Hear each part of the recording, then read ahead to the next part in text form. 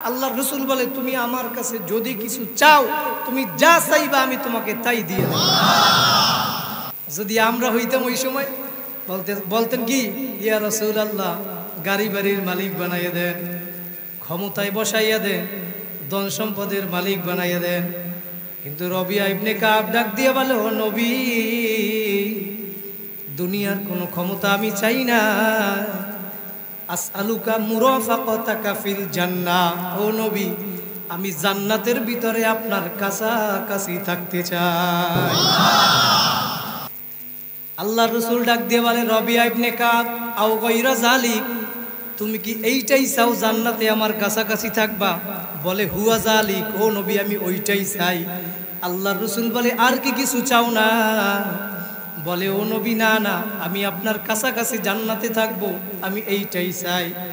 আল্লাহ রাসূল তখন ডাক দিয়ে বলে রবিয়া ইবনে কাব তুমি যদি আমার কাছাকাছি জান্নাতে থাকতে চাও ফাইন্নি আলা নাফসিকা বিকাসরাতিস সুজুদ, তাহলে বেশি বেশি নামাজ পড়ো, সেজদা দাও।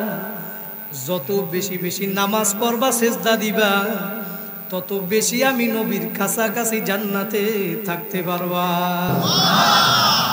যারা কয় নামাজ লাগবে না ওরা এই হাদিস দিয়া দলিল দেবে নবী বলছে যত বেশি বেশি নামাজ পড়বা তত বেশি আমার কাছাকাছি জান্নাতে থাকতে পারবা। এটা বলেন ঠিক না বেটি?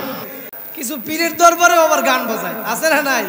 এই ভণ্ড পীরে গুলো আবার অনেকে কয় নামাজ লাগে না, বাবার দরবারে গেলি নাজাত পেয়ে যাবে।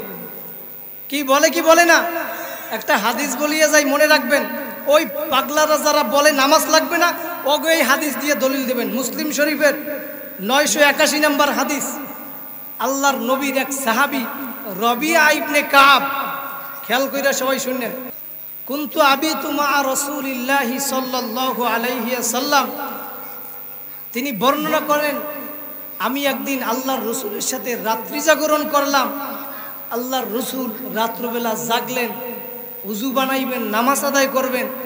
আমি আল্লাহর রসুলের জন্য আতাইতুহু বিউজুইহি ওয়া হাজাতিহি, আমি আল্লাহর রসুলের উজুর পানি এবং তার প্রয়োজনীয় জিনিসগুলা আল্লাহর রসুলকে আইনা দিলাম। আল্লাহর রসুল এখন উজু বানাইতেছেন, ওই মুহূর্তে আমি রবিয়া ইবনে কাবের দিকে আল্লাহর রসুল তাকাইছে, তাকাইয়ে বলতেছে রবিয়া ইবনে কাব সাল, তুমি কি আমার কাছে কিছু চাও? এই মুহূর্তে রবিয়া ইবনে কাব, আল্লাহর রসুল বলে তুমি আমার কাছে যদি কিছু চাও তুমি যা চাইবা আমি তোমাকে তাই দিয়ে দেব। যদি আমরা হইতাম ওই সময় বলতেন কি ইয়া রাসূলুল্লাহ গাড়ি বাড়ির মালিক বানাইয়া দেন, ক্ষমতায় বসাইয়া দেন, ধন সম্পদের মালিক বানাইয়া দেন। কিন্তু রবিয়া ইবনে কাব ডাক দিয়ে বলে ও নবী দুনিয়ার কোনো ক্ষমতা আমি চাই না, আসআলুকা মুরাফাকাতাকা ফিল জান্নাহ, ও নবী আমি জান্নাতের ভিতরে আপনার কাছাকাছি থাকতে চাই।